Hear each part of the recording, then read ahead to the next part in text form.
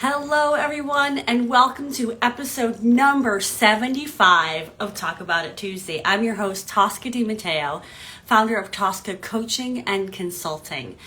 And I'm just excited to celebrate 75 episodes with you guys. Wow, I started this during the pandemic. I was wearing different glasses. I had a puppy that sometimes interrupted me, so how far we have come. I'm going to bring Heather Gould on live now. We're going to talk about hustle or flow and the space in between. And so let's see if I can, get this going. There we go. There we Hi. go. Hey, Tosca, how are you? Good. And I said your last name wrong. It's Gould. I said Gould. Gould. It's Gould. It's Yes. okay. Everybody makes that mistake. No, but I I had just it, go then with I it. forgot it. Yeah. But I was just saying, like, if you missed it, this is episode number 75. This is like, No way. it's like my Jubilee celebration. So I'm just thrilled to celebrate that milestone because, when I first started, part of it was like, it was pandemic and it was like, I want to have conversations and I don't want it to be a talk at you. I want it to be engaging. And so I just kind of started it and it kept going. And it's because of guests like you that take your time to come on, to share your story, to talk about what's in your heart, to share that this is even possible. So thank you for being willing to say yes and come on here and talk about hustle or flow. It is my absolute pleasure. And I just have to say, one of my dearest, oldest friends just signed in from Australia. So that is super cool. Hi, Rim. Yay! It's like the middle of the night, right? Or it's like, yeah, it's like late. She's got little kids. Okay, so she's always up. Okay, well, welcome Thank to you. everyone who joins live and after the fact. And again, for those of you who are new to this platform, like I really do this to help inspire new thinking and new possibilities for people in the way of leadership, in the way of personal development and professional growth and healing. And it's just one of the ways that I also like to put people with different perspectives out so that new ideas can kind of coalesce for people as they do this journey called life. So I'm really excited to hear about your journey. And for those who are not, familiar with who you are, Heather, I'd love for you to just like introduce who you are and, some of the life experiences that have shaped who you are, whatever you want to share about, the backstory. Oh gosh, I'll keep this one pretty brief. I'm an East Coaster by birthright, a West Coaster by choice since 1997, although I'm questioning that, which is part of the longer story. And, I professionally grew up in the world of advertising in my very early career, which was fun and sexy and interesting in a lot of ways. And it was also a race that damn near killed me. And so I think that was a really good way. Advertising is kind of a sport for the young. And I would say I've lived in a number of different places. Like I said, I grew up just north of Boston. Moved to LA when I was 23 years old, which is now as 48-year-old, I look at 23 and I'm like, what was I thinking moving to Los Angeles by myself, not knowing anyone? That was insane. But it shaped who I was, right? Another big thing was when I was 26, I quit my very good job and went and traveled in Europe by myself. I didn't get to do the right after school thing. And so I went and traveled and learned who I was and was desperately trying to figure out what comes next, at 26, 27 years old, which is, again, adorable. And then, fast forward, I married a wonderful man, and we were married for, I think, just about 17 years. And life kind of started to just move. It wasn't super, there was nothing extraordinary about it, I'll say. Great family, great friends. In 2012, I joined a company that did turn out to be life-changing in a couple of ways. I started working for a CEO who became not only a mentor and an advocate, but a great friend. And we worked together for 8 years, but the culmination of that time, I ultimately became an officer in a publicly traded company, which was not something I ever aimed for. I've been professionally driven my whole life, but I never aimed for that. I just kept getting curious about what comes next and what comes next and what comes next, and found myself in this giant role, and frankly being positioned for an even more giant role as CEO. And that was not something I ever had asked for. It was not something I had ever intentionally worked towards, but it was something that, when presented with it, felt like an important responsibility and an important obligation, and I was whole self in, if that's what it meant. So then two big life-changing things happened. In 2019, I left my marriage, and that was the single hardest thing I've ever done. My ex-husband is a good, kind, wonderful man. And in fact, I got a text from him this morning saying, "You're going to do great today." So he's that guy. And then, and that was August of 2019. And I thought, okay, I'll bury myself in work, right? That was my go-to. I will just heads down. I'll just work harder. I'll push more. That's what I do. And I was fortunate because the role I was in had me traveling at one point 45 weeks a year. So it was easy for me to sort of go, all right, I'm going to just not think about what hurts. I'm just going to push. And then in March, the first week in March of 2020, my CEO retired. And instead of the baton being passed to me, it was handed to someone else. And I was relieved of my duties very suddenly. And so the two things that I had come to rely on as the rocks in my world, which were, and the foundations of my identity, I hate to say, but my role as wife in a marriage and my role as executive leader in this company, suddenly went away.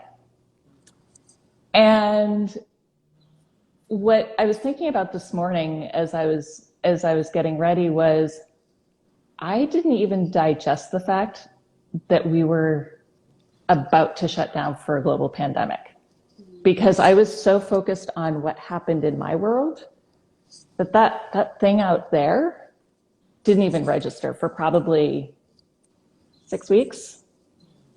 So since then, I have had a lot of fun. I've spent a lot of time reconnecting with friends, but in the last year, I've also hung out my own shingle. And I'm a strategist by nature.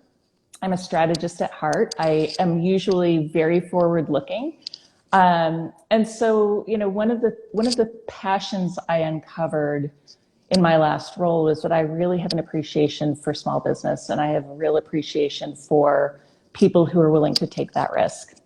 And so I thought about what I could do on two fronts. One is, how do I help fundamentally good businesses thrive? How do I take everything I've learned and help good businesses thrive?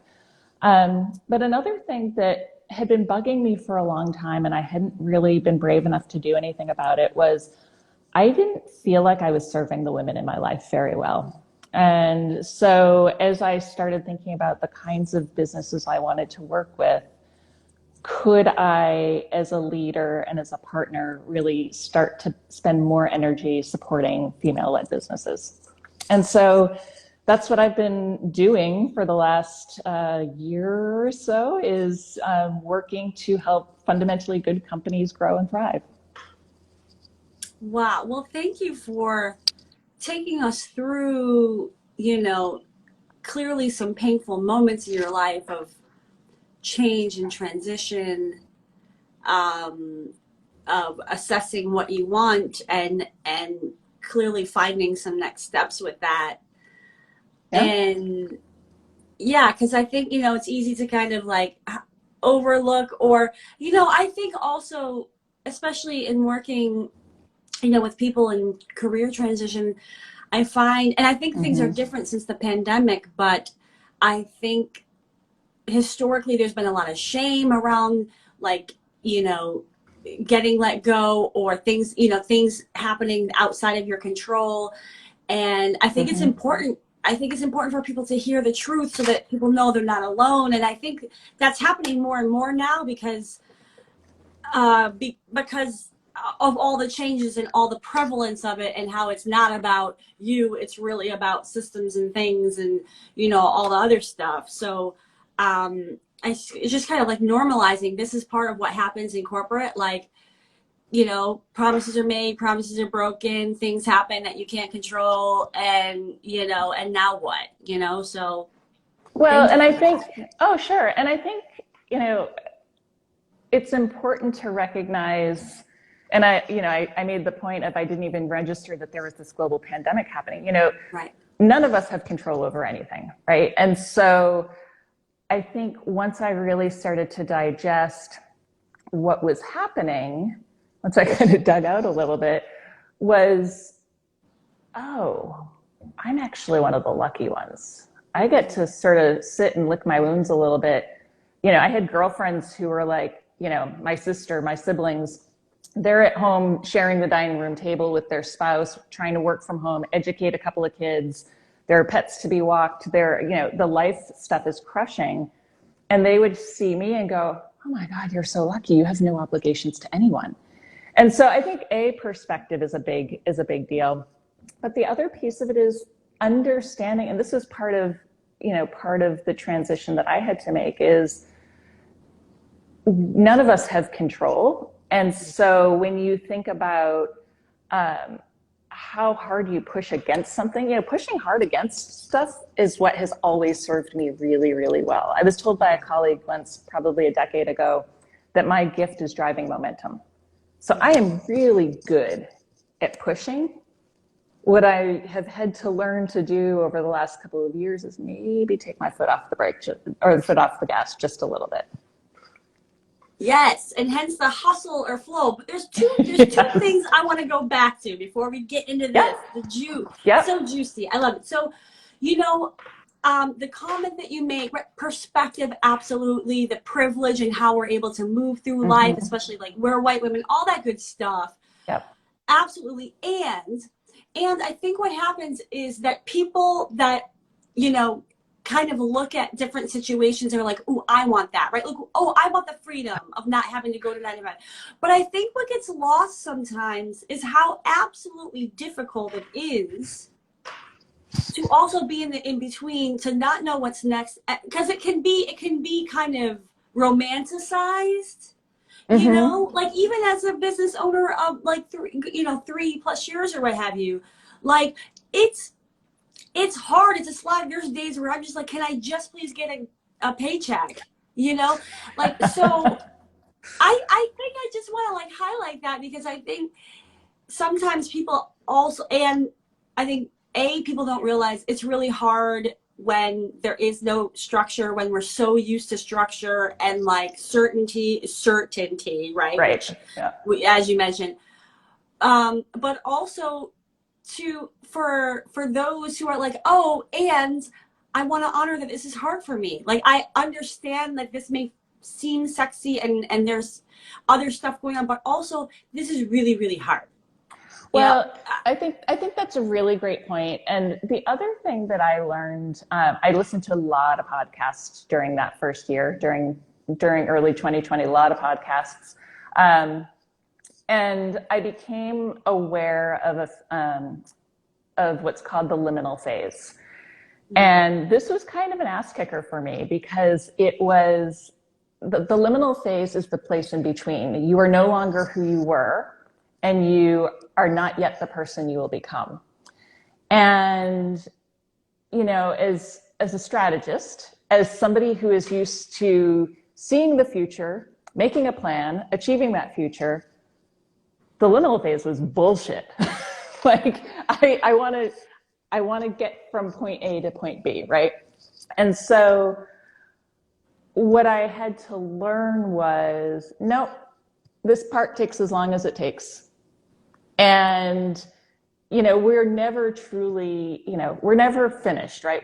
We're always a work in progress. But I think there are times in our lives where that in-betweenness is far more pronounced. And you can't possibly go back to who you were. You're not that person anymore, and you don't necessarily want to be. But that new life hasn't quite taken shape. And so I think that was the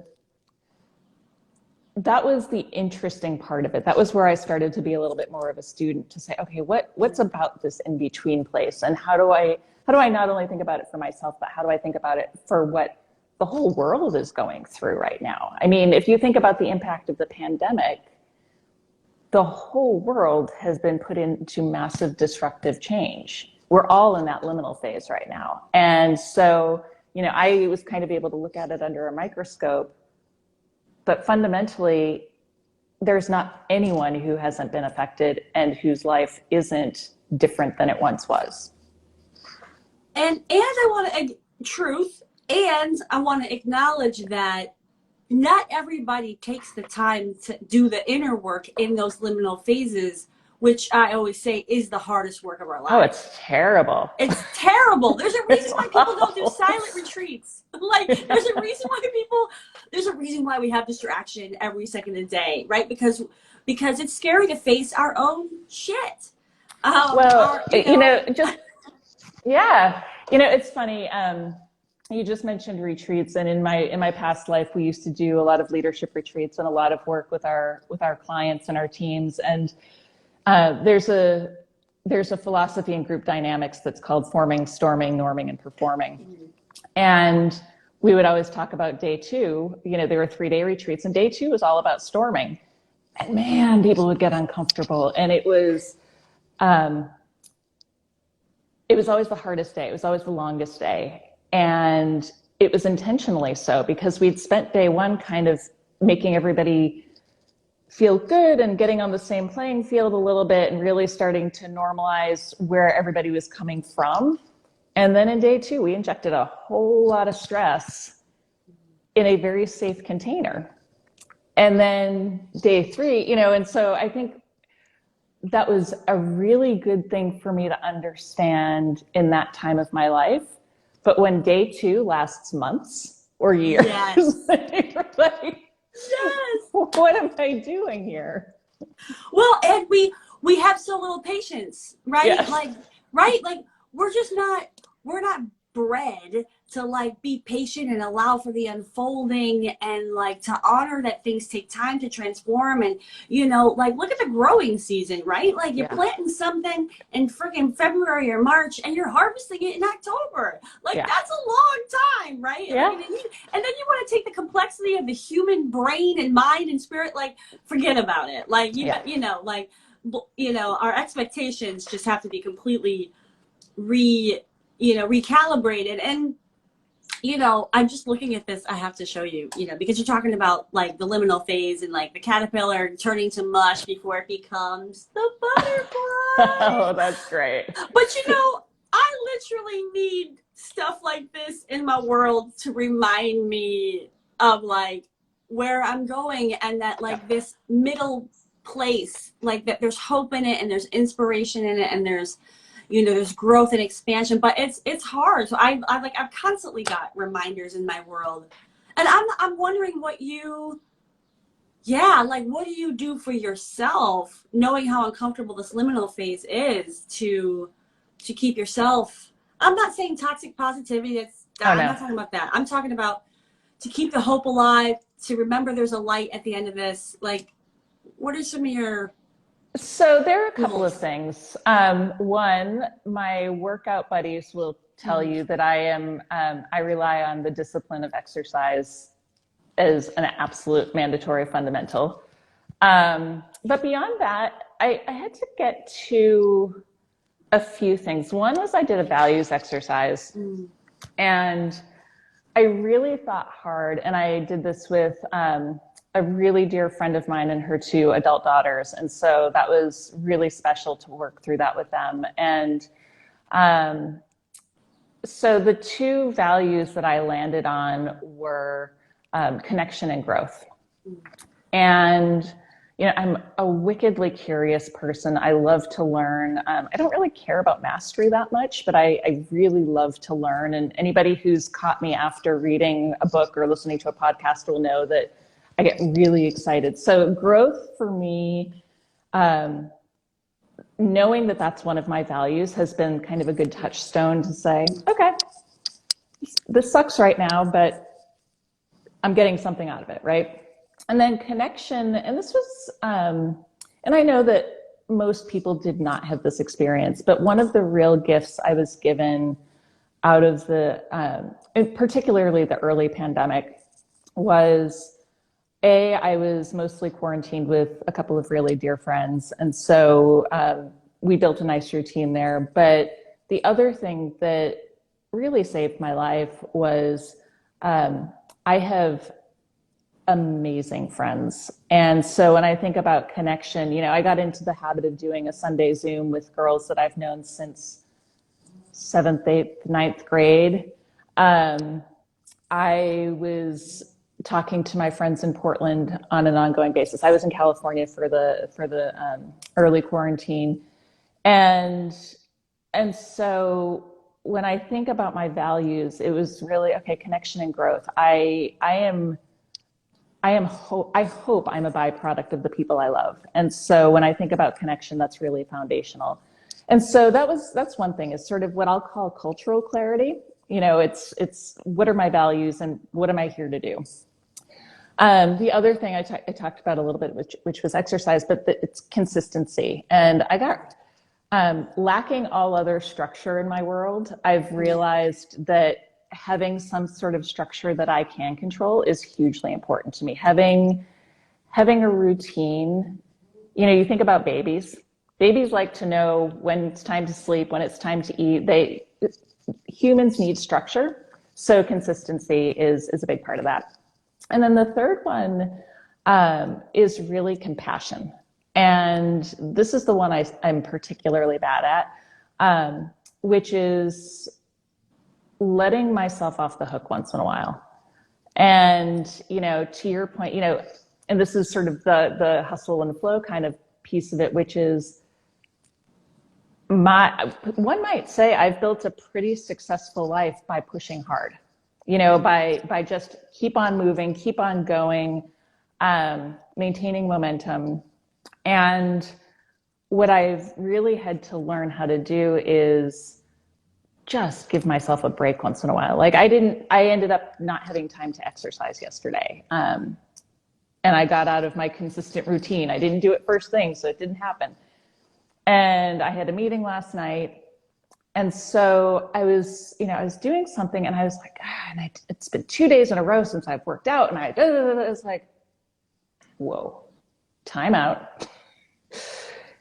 And so, kind of just saying, maybe it's okay to just fall asleep on the couch Sunday afternoon watching the US Open. Maybe it's okay to just chill out for a minute.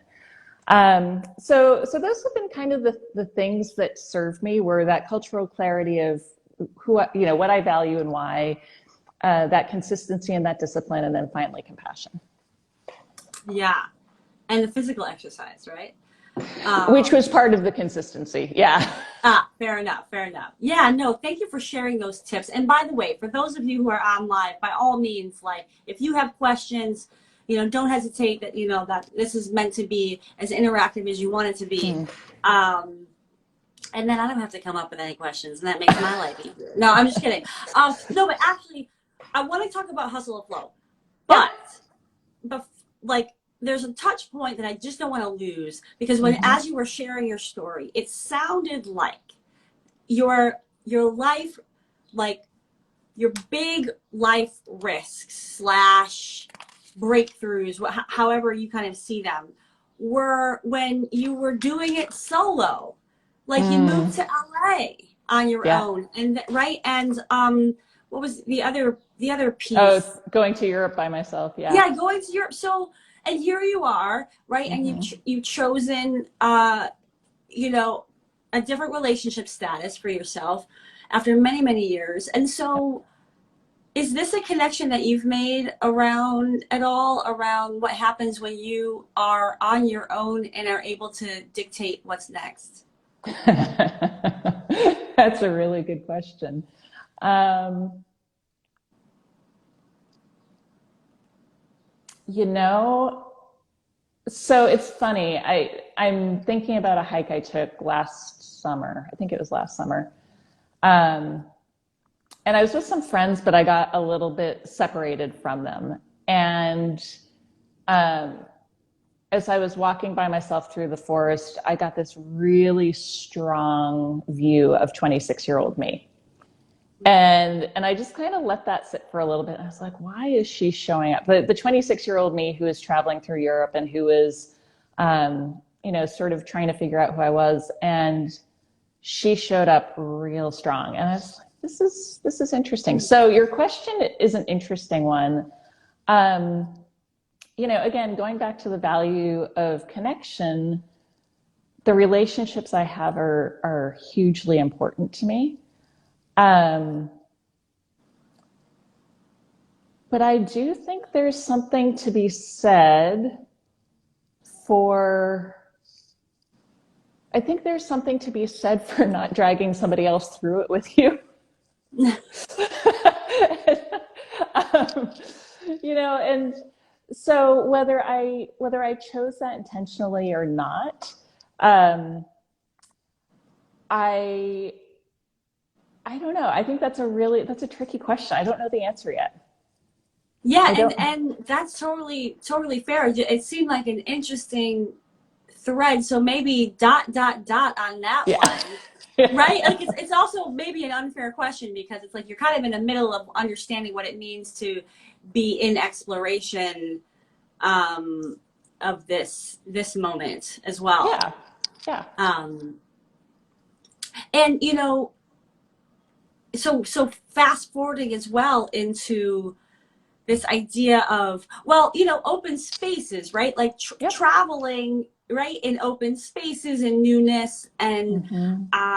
and now this idea of like hustle or flow, and like what happens if we stop doing things the way we've always done them in the Mm-hmm. driving and ask ourselves if there's another way. I'm curious what you're learning about these options in how we move through life.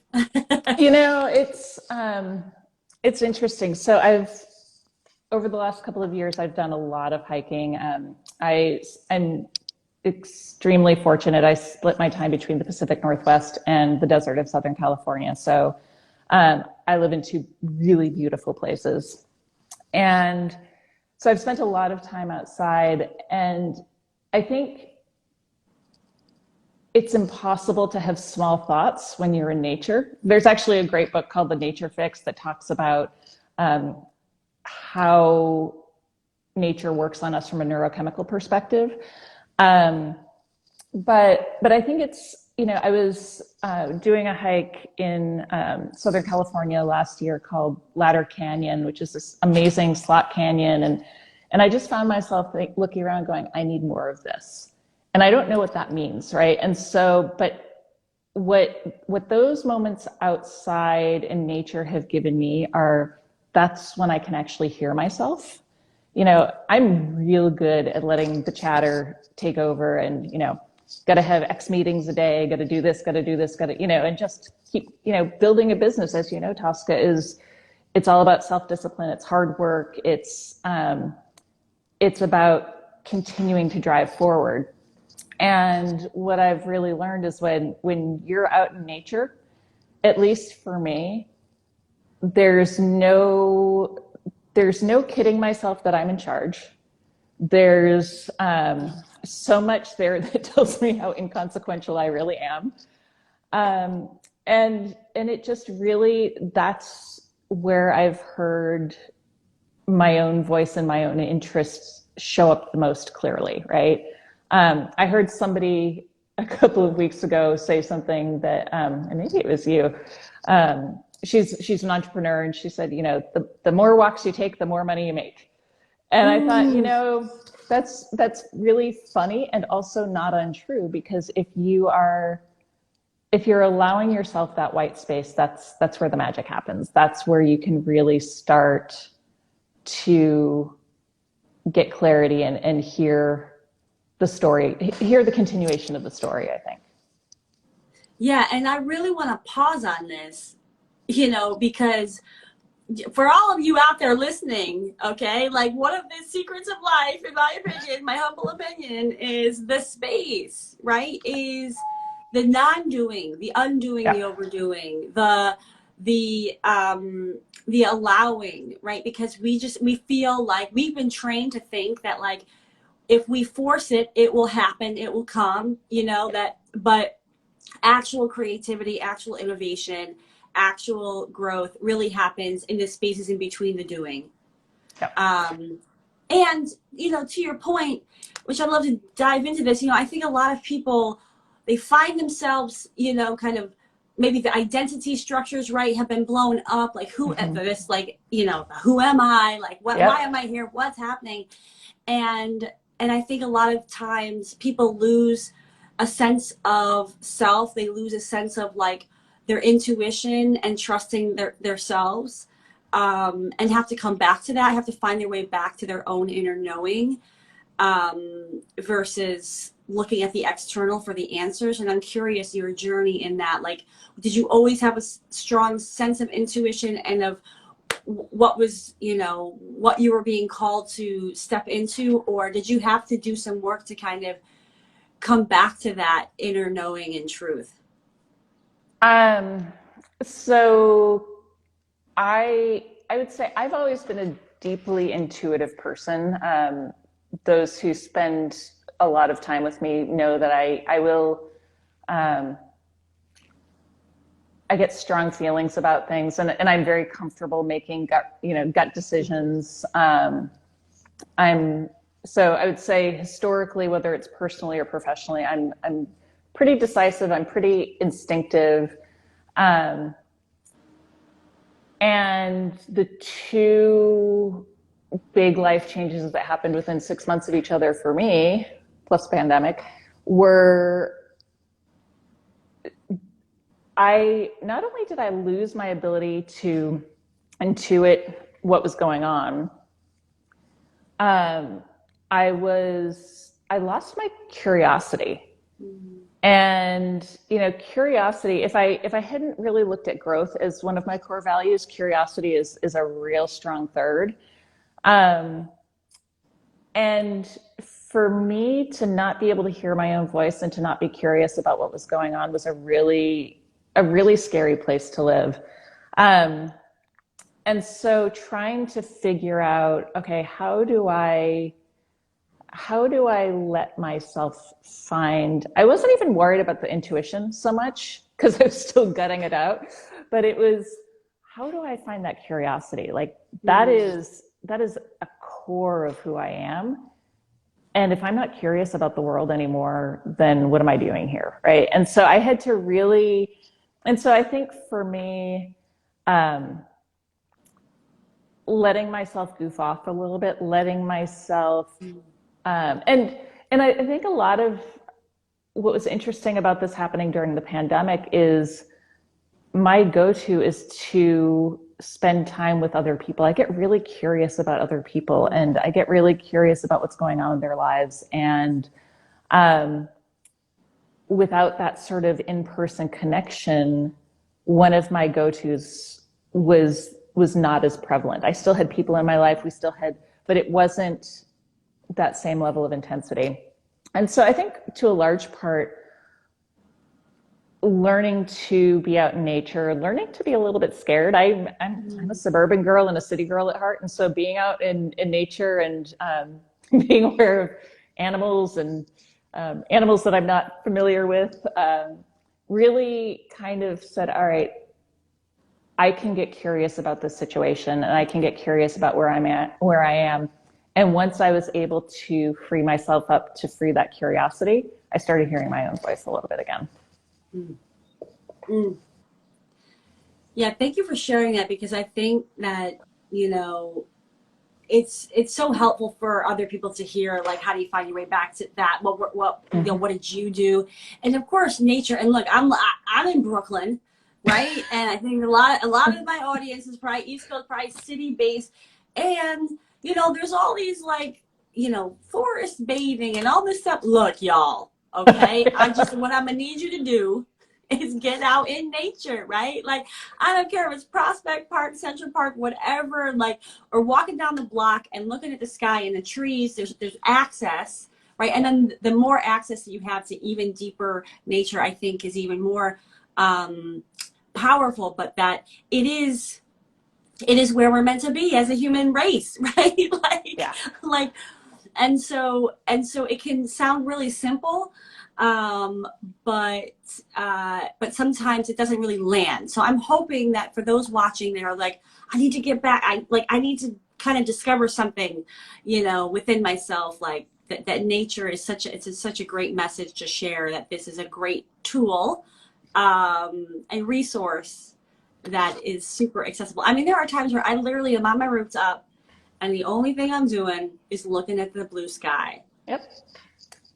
Well, and look, I mean, like I say, I was traveling 45 weeks a year, so it's not like I had this amazing ability to be out in the trees all the time. But one of the things, even when I was working in the corporate world, that really was useful was I would walk every single morning. I would get up, you know, it didn't matter what time my day started. If I was in New York for investor meetings and my first meeting started at 7 or 7:30, my butt was in Central Park at 5:30. And I would drag my CEO with me and we would go and walk wherever we happened to be. And so even in sort of microbursts, I think, you know, even in cities, even, you know, I mean, I used to walk around, I found this leafy green office park in Maryland where I would, you know, go and walk the office park just so I had some trees nearby. Like it doesn't always have to be remote and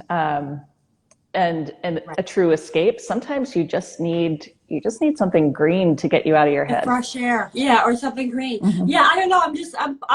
I'm feeling like, you know, business strategy / nature, like, retreat. I don't know. I'm seeing this in your portfolio coming up. But like, I'm kind of serious. But it's not a bad idea. No, because it's so far removed, right? Like, because, you know, corporate is very far removed from actually what do humans need to thrive, and, you know, yeah. and that piece of it, that, like, I need to get out of this office and into fresh air, right, to rejuvenate me, to all that thing, you know, and it's just not part of how things operate in those landscapes. Right. So I say it, you know, with, you know, some humor and some, like, actual reality, like, yeah.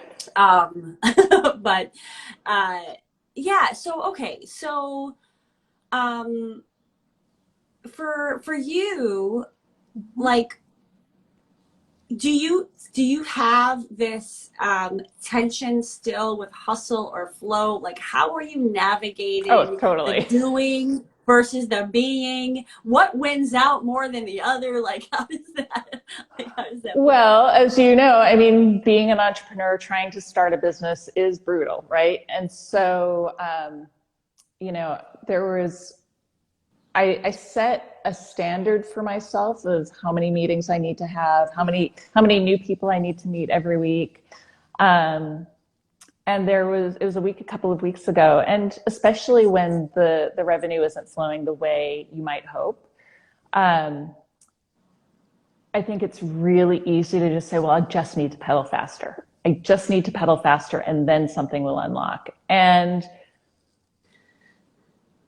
it's really easy to spiral from that place and to go, I'm never going to be any good at anything, and this is never going to work. And that's when the nevers show up. And so I was talking to a friend of mine at the end of a particularly tough week, and I was just feeling, you know, I'd had a couple of proposals that I'd gotten declined for, and it was just one of those weeks where, like, you needed a couple wins and they just didn't come.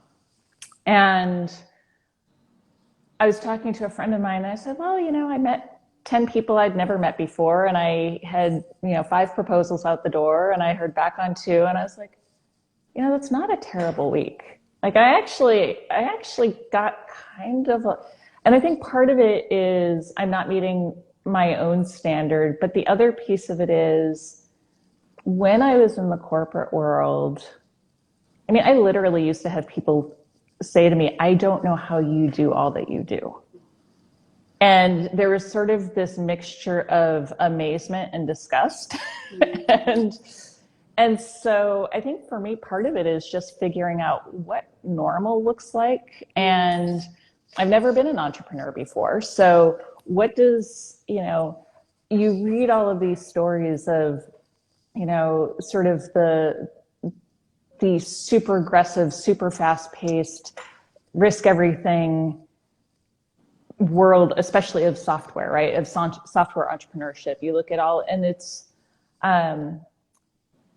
and I think when you hear those stories of what success looks like for an entrepreneur, and it's that constant grind, you go, well, I'm working hard, but I also took a 2-hour walk in the woods today. And getting okay with the fact that 2 hours was probably far more valuable from a business building perspective than any of the other things I'd gotten done that morning, right? And so really, but it's an actual practice for me to say, just hustling harder is not going to make things go any faster. And that's where that whole liminal phase comes in too, where it's like, I'm not there yet. And running harder isn't going to get me there. Yeah, and I want to, kind of pull this out a bit, because I think this is a hard concept for people to understand.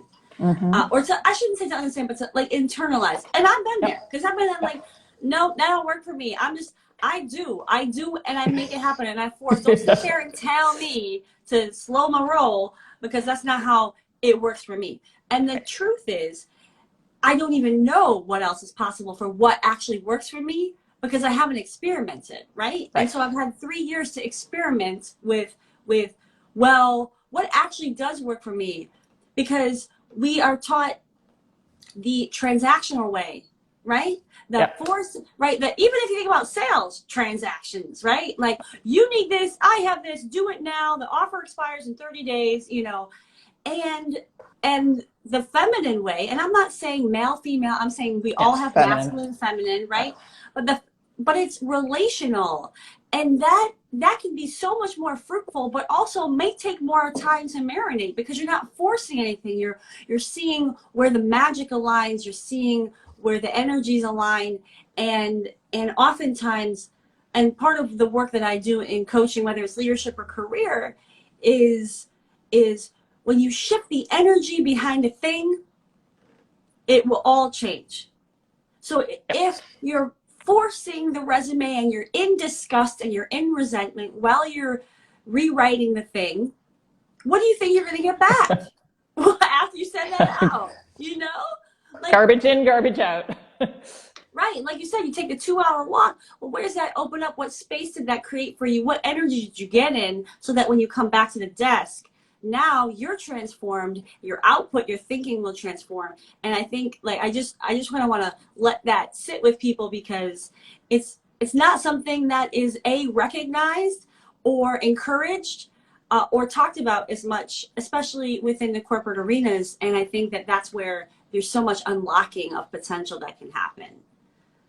That's a really interesting point. And it's not one, when you come from the corporate world, it's not one that is embraced. I mean, I'm going to leave the office and go out for a couple hours, right? No. Right.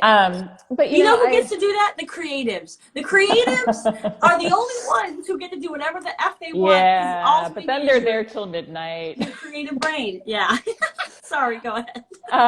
No, but it's interesting though, because I have a client right now, and he's the president of a software company, and he is, our standing call is at 2:00 on Fridays, my time. So 5:00 Fridays, his time.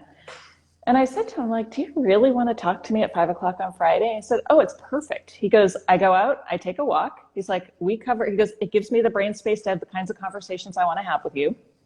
And it actually lets me start to think clearly and more strategically. He said, if we did this at, 2 o'clock on a Wednesday, it would be totally transactional. It would be what's on your list, what's on mine. He said, this way I'm out, I'm winding down my week, I can think more expansively, and it's actually the perfect way for me to sort of transition. I was like, all right, this is a guy who's starting to get it, right? This is somebody who is really, the next step will be for him to not have the conversation with me while he's walking.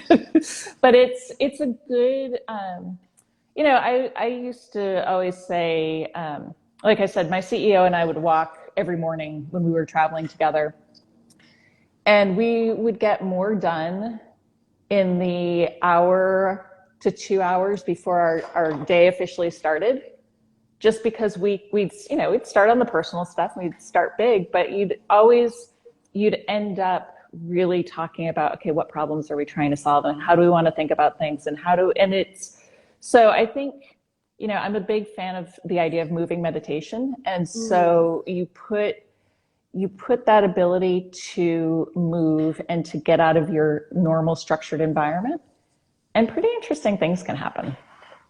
Yes. And this conversation makes me think of what we talked about in the prep, right? Which is like so much of what we're talking about change and transformation and transition on a personal level applies to the work in the business world around change and transformation. And so, I'd love to hear your thoughts around, how these concepts do apply, how you apply them in the work that you do, and what you think might be changing in the realm of change management versus what we've seen in the past 20, 30 years. Yeah, so because of the nature of the professions I've chosen, I have always been somebody who's been a change leader. And I didn't know anything about the formal practice of change management until probably, 6, 7 years ago, in terms of sort of, the ADKAR model and all of the stuff that goes along with technical transformations, digital transformations. But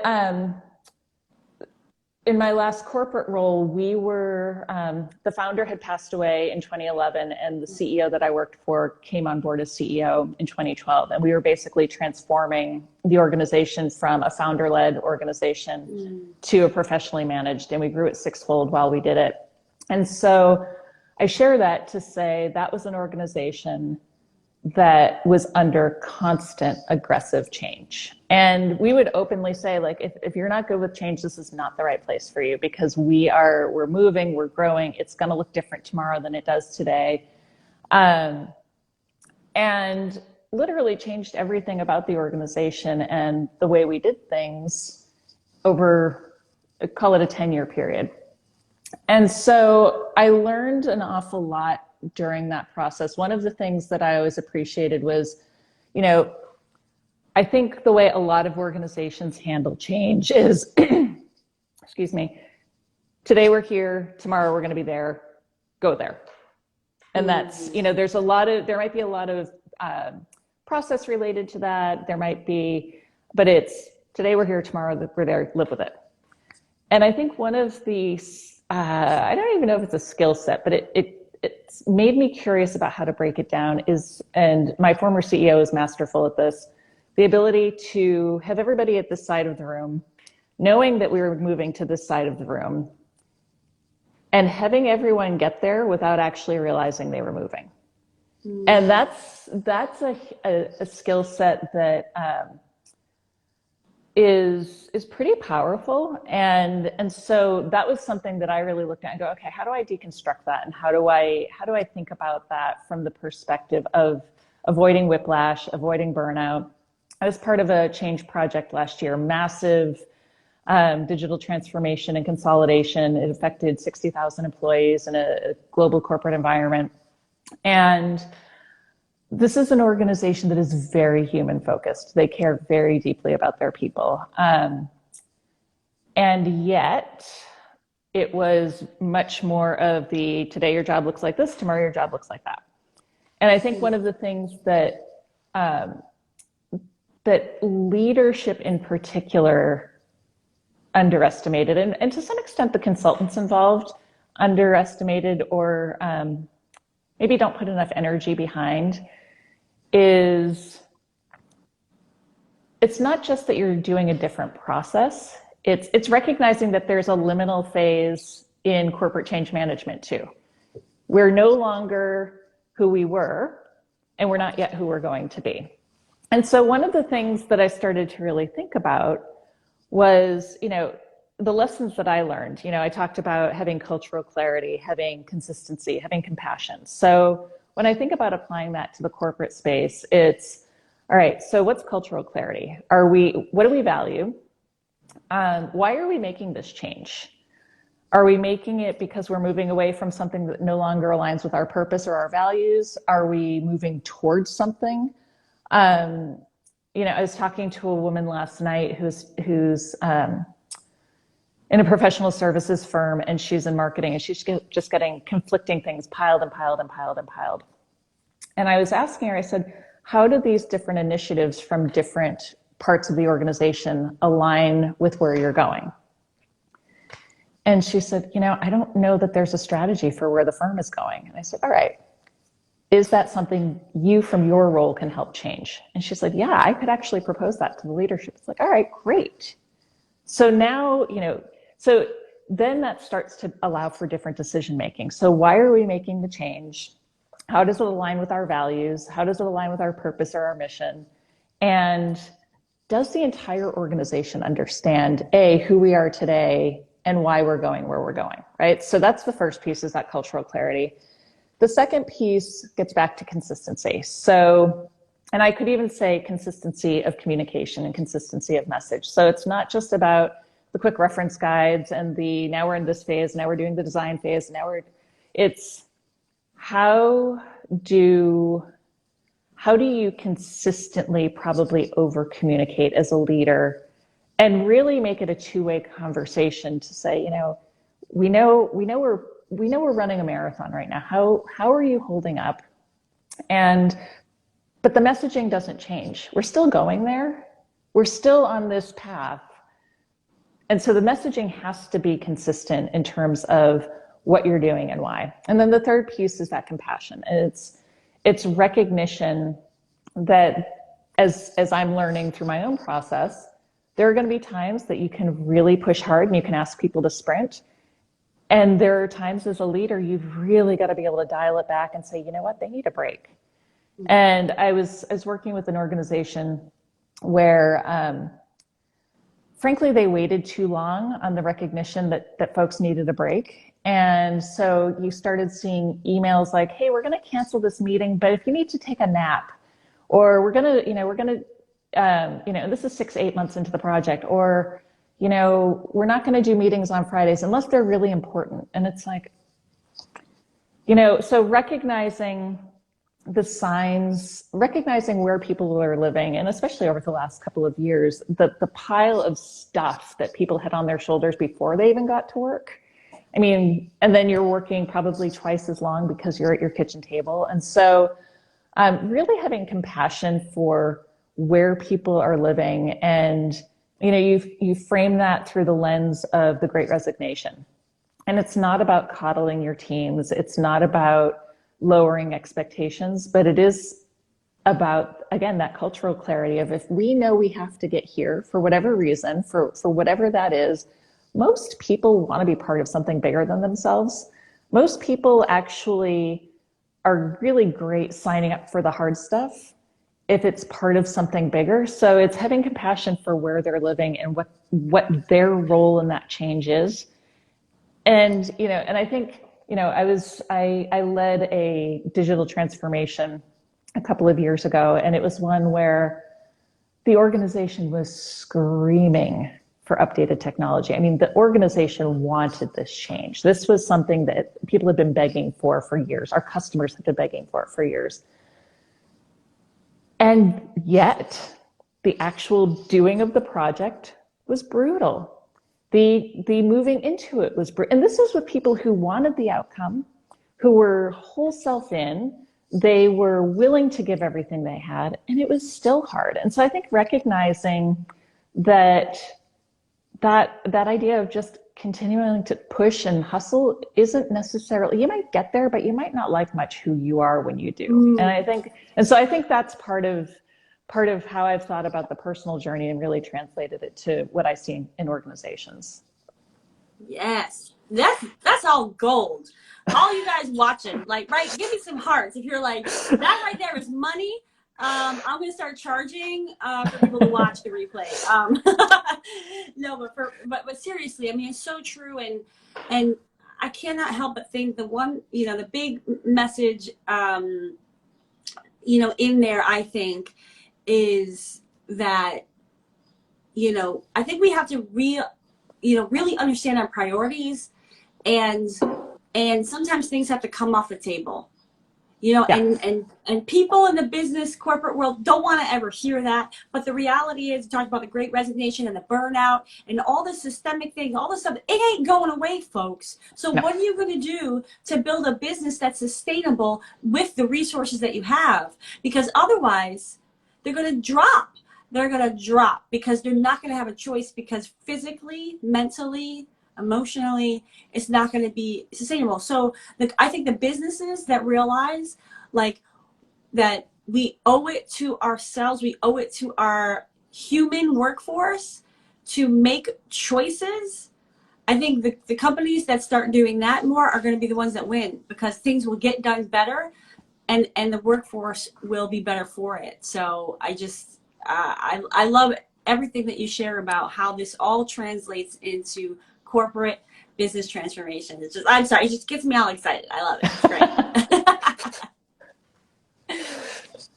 And I know we're coming to the top of the hour. Like, these things go so fast. I know. This was fun. So yeah, I know. I'm like, man, we gotta take this on the road. Come on, let's do it. I was just listening. It makes me also think, sidebar. I was just listening to Bo St. John interview on We Can Do Hard Things, and it's just such an amazing interview, talking about which I'm linking back to, like, people say they want change and they really don't. No, right? It's like hard. They say they want the change, but when it comes to behavior, change the thing that you do every day, that is where the rubber meets the road. And are you willing to do the work? Are you willing to sit through the discomfort of the transformation so that the liminal phase turns in to the butterfly, which is flying free, you know?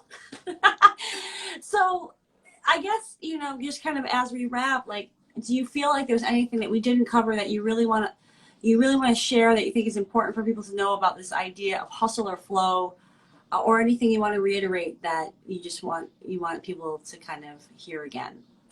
I think the driver in me says it's not all about naps and walks in the park, but it is, it's recognizing that those things are an important part of the equation too. I think, I talked about my early days in advertising. It was not uncommon for me to work until 3 a.m. and be back in the office at 7. I mean, that was the deal for several years. And so I was kind of trained with that mentality.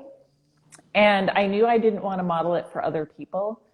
But I think where I'm at now is really understanding, and I think it's on the personal level, but it is in the organizational, whatever kind of team whether you're in a corporate organization or not, it's recognizing that if you can give somebody a little bit of space, if you can give somebody a little bit of room, they're going to be better for it, and so are you. And I'm just giving that space right there, because that just sinking in, right? Like, giving people a little space, a little time, and then what becomes possible when that happens is like, whoa. And even I think about it on relationship level, Totally. like, when things are tough, give it some space before reacting and responding. Beautiful. What a great note to end on. Thank you so much for your time, Heather. Look, I know you're a West Coast girl now. First of all, I'm like, okay, the places you are sound beautiful. I'm coming. So like, Okay. let's just book that. Anytime. And if you come back to the East Coast, I hope you give me a call. I look forward to our continued friendship and collegial relationship. It's been such a blessing to know you. And I just appreciate, again, your transparency, your honesty. And I think it's really hard to say things that go against the grain, that go against like what we're told. And so thank you for doing that, because I think that's the conversation people need to hear. There's another way, and try it out. Give it some space. All right, Tosca, this was awesome. Thank you so much. And thanks to the friends who showed up. Yes, thank you so much. Ciao for now, guys. Talk to you soon. Next week, talk about it Tuesday.